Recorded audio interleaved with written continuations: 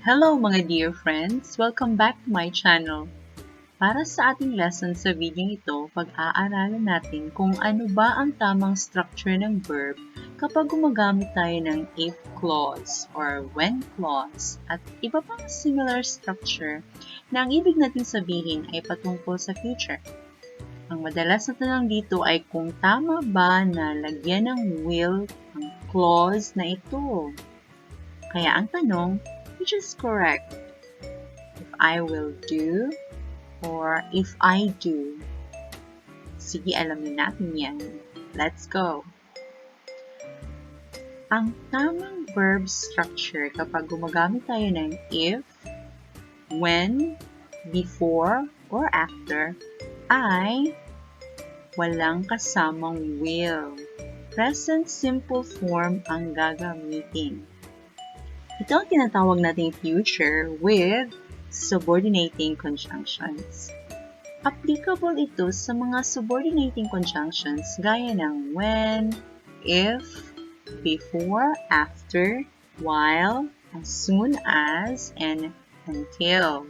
Kapag gagamitin natin sila para magbigay ng future na kahulugan. Itong mga conjunctions na to ay madalas ginagamit sa mga subordinating clause for the future. Pag sinabing subordinating clause, nagsisimula siya ng subordinating conjunctions gaya ng if and when at susundan ng subject at verb. Complete sentence pattern din siya pero hindi siya pwedeng maging sentence alone.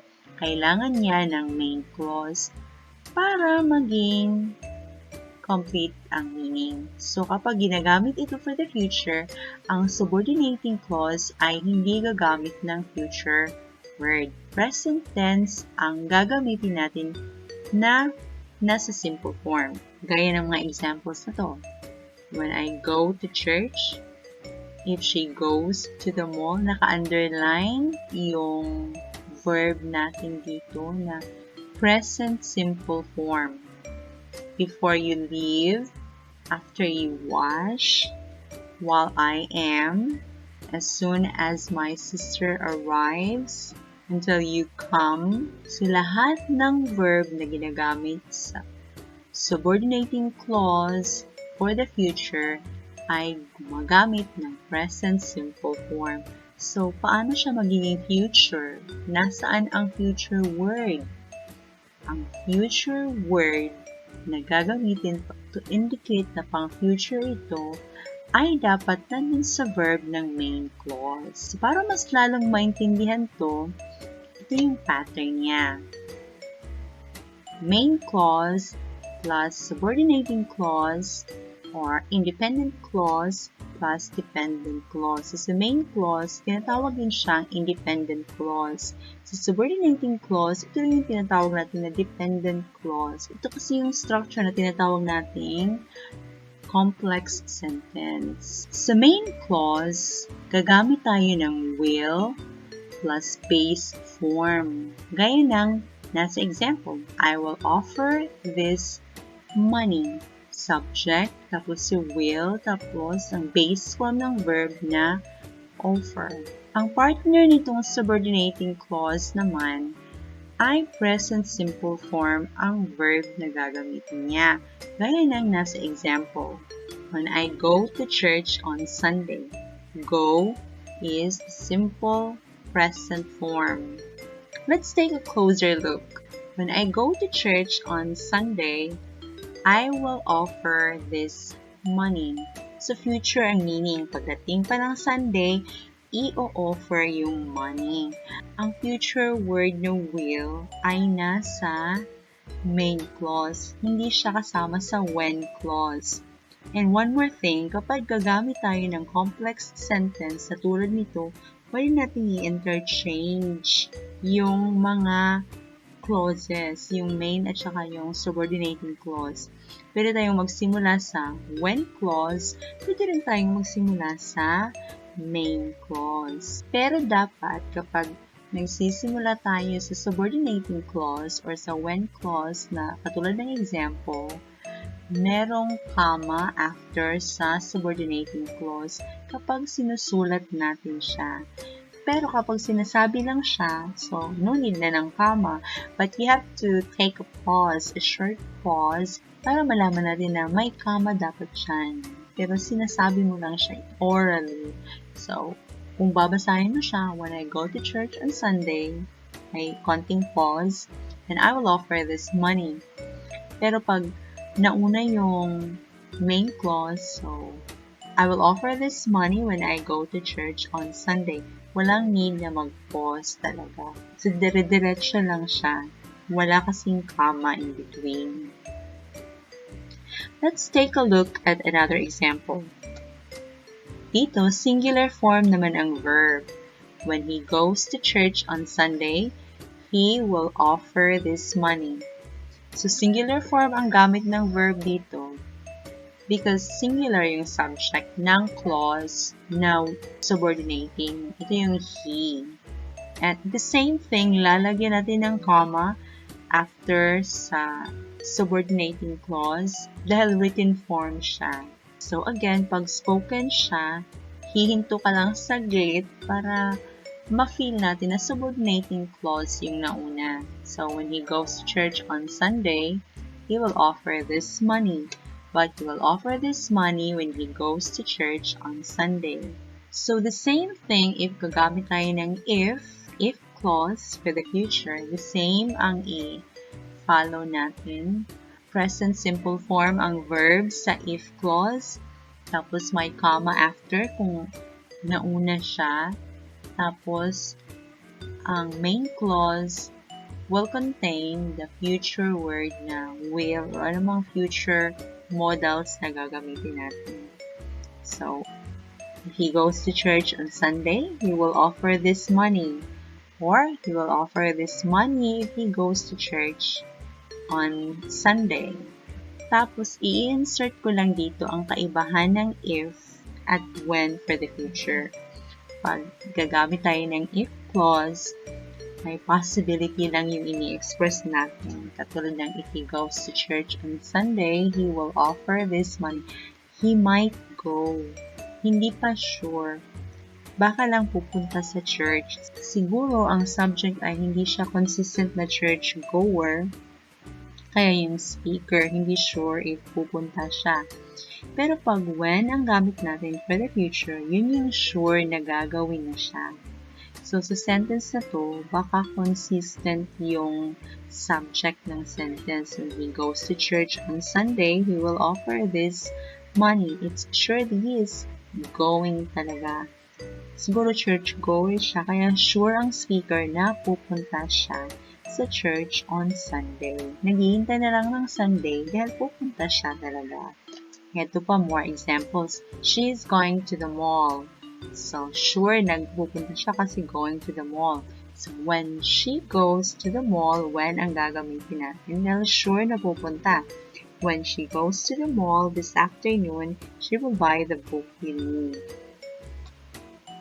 Pero ito hindi sure. She might go to the mall. If she goes to the mall this afternoon, she will buy the book you need. So, nag-decide sila ngayon na bibili ng book. Pero depende kung pupunta ba siya talaga or hindi.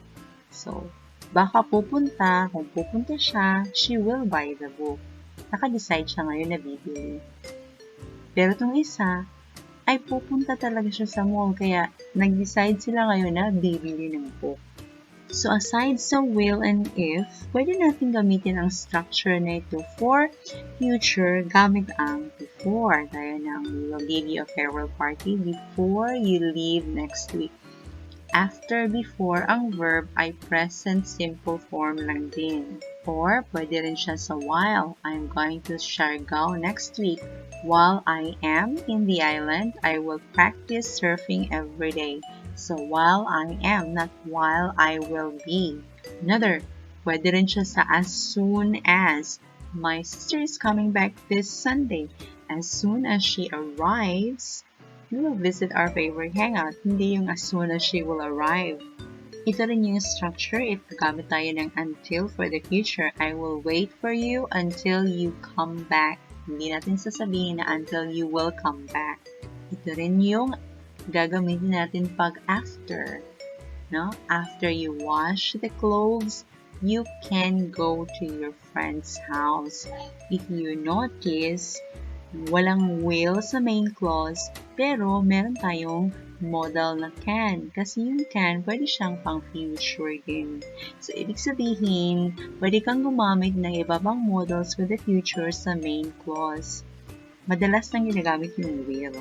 Basta ang mahalaga, huwag kang maglagay ng modal verb for the future sa subordinating clause. Nagets niyo ba? Sige, let's check how much ang nagets niyo. Complete the sentences using the verbs in the parentheses. Use the appropriate form.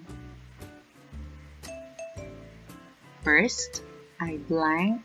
The verb is give your allowance tomorrow before you blank. The verb is go to the school. So, ano ba ang dapat na form? Give at ng go. Sino dapat ang partner ni Will? Si give or si go? Let's check. Si give. Kasi si give ang verb na nasa main clause. So, I will give your allowance tomorrow before you go to school. So, si before, ang kasama niya ay present simple form of the verb. Next, if the weather blank is fine, we blank go to the beach tomorrow. So, sino naman ang kasama ng future word na will dito? Si is or si go? Let's check. Si go ang may dapat kasamang will or future modal dahil siya ang verb ng main clause.